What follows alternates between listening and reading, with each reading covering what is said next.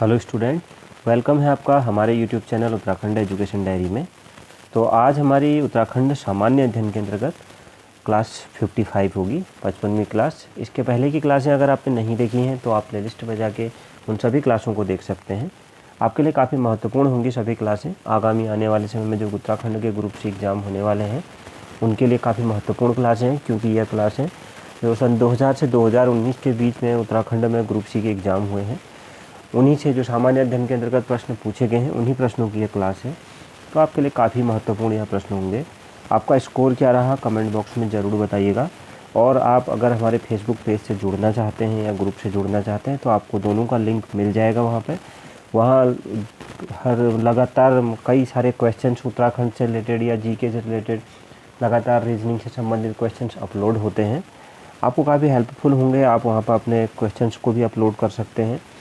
तो आप अगर उससे जुड़ना चाहें और कोई लेटेस्ट न्यूज़ करंट अफेयर से संबंधित उत्तराखंड के सब वहाँ पर अपलोड होती हैं, कई जानकारियाँ, कई तरह के PDFs, तो आप उससे जुड़ सकते हैं।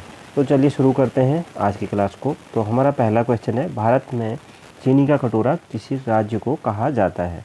तो ऑप्शन ए उत्तर प्रदेश को कहा जाता है चीनी का कटोरा। अगला प्रश्न देखते हैं,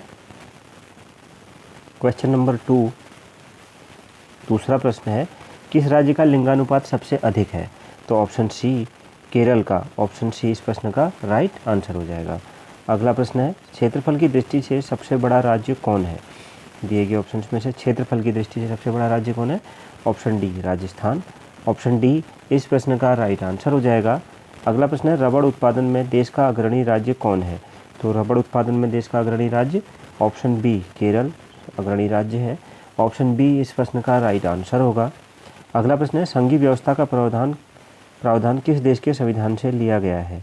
तो किस देश के संविधान से लिया गया है? ऑप्शन सी कनाडा के संविधान से लिया गया है। ऑप्शन सी इस प्रश्न का राइट आंसर होगा। अगला प्रश्न है, भारत के मुख्य भूमि के तटीय भाग की लंबाई कितनी है? तो कितनी है तटीय भाग की लंबाई? ऑप्शन डी 6100 किमी। ऑप्शन डी इस प्रश्न का राइट आंसर होगा। अगला प्रश्न है 7वां, पेरियार नदी किस राज्य में बहती है? तो पेरियार नदी किस राज्य में बहती है? ऑप्शन ए तब केरल में बहती है। ऑप्शन ए इस प्रश्न का राइट आंसर होगा। अगला प्रश्न है 8वां, आसमान से देखने पर पृथ्वी का रंग कैसा मालूम पड़ता है? तो कैसा मालूम पड़ता है? ऑप्शन डी नीला। ऑप्शन डी इस प्रश्न का राइट आंसर हो जाएगा। 10वां प्रश्न है, हिंदी भाषा का प्रथम महाकाव्य किसे कहा जाता है? किसे कहा जाता है? ऑप्शन बी पृथ्वीराज रासो को। ऑप्शन बी इस प्रश्न का राइट आंसर हो जाएगा। अगला प्रश्न है, हेलमेट कप किससे संबंधित है? तो हेलमेट कप किससे संबंधित है? ऑप्शन सी यह टेनिस से संबंधित है। ऑप्शन सी इस प्रश्न का राइट आंसर होगा। 11वां प्रश्न है, आधुनिक रूस के निर्माता किसे कहा जाता है? तो किसे कहा जाता है? ऑप्शन ए स्टालिन को। ऑप्शन ए इस प्रश्न का राइट आंसर होगा। अगला प्रश्न है, ऋग्वेद का हिंदी में अनुवाद किसने किया था? काफ़ी महत्वपूर्ण प्रश्न है, ऋग्वेद का हिंदी में अनुवाद किसने किया था? ऑप्शन ए दयानंद सरस्वती जी ने किया था।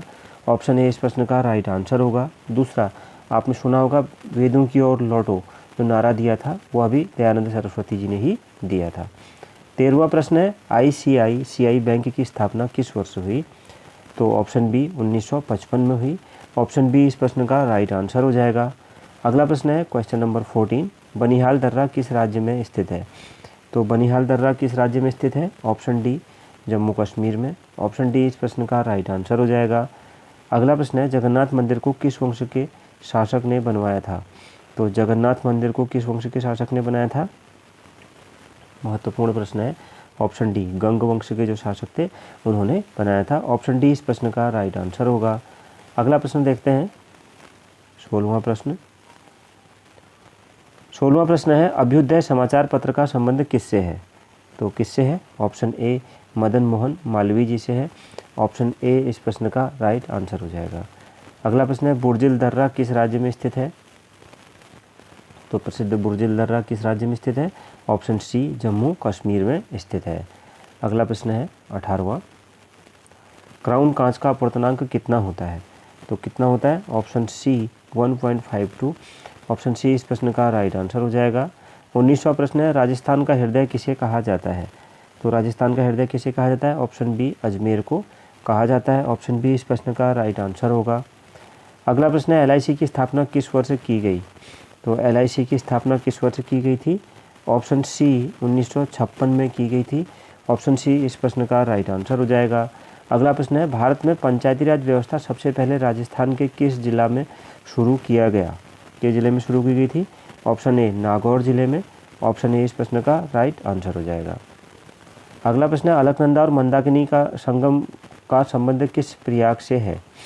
तो किस प्रयाग से है? तो इस प्रश्न का राइट आंसर हो जाएगा ऑप्शन डी रुद्र प्रयाग से। तो ऑप्शन डी इस प्रश्न का राइट आंसर होगा। अगला प्रश्न है 23वां, IDBI बैंक की स्थापना किस वर्ष की गई? तो कब की गई थी? ऑप्शन सी 1964 में की गई थी। ऑप्शन सी इस प्रश्न का राइट आंसर हो जाएगा। अगला प्रश्न है भागीरथी 24वां और अलकनंदा का संबंध किस प्रयाग से है? तो ऑप्शन ए देवप्रयाग से है। ऑप्शन ए इस प्रश्न का राइट आंसर होगा। 25वां प्रश्न देखते हैं। 25वां प्रश्न है भारत की संसदीय शासन व्यवस्था किस देश के अनुरूप है? तो ऑप्शन डी ब्रिटेन के अनुरूप है। ऑप्शन डी इस प्रश्न का राइट आंसर होगा। अगला प्रश्न है UTI की स्थापना किस वर्ष की गई? तो UTI की स्थापना किस वर्ष की गई थी? ऑप्शन ए 1964 में की गई थी। ऑप्शन ए इस प्रश्न का राइट आंसर हो जाएगा। अगला प्रश्न है 8 डिग्री चैनल किसके बीच अवस्थित है? तो 8 डिग्री चैनल किसके बीच अवस्थित है?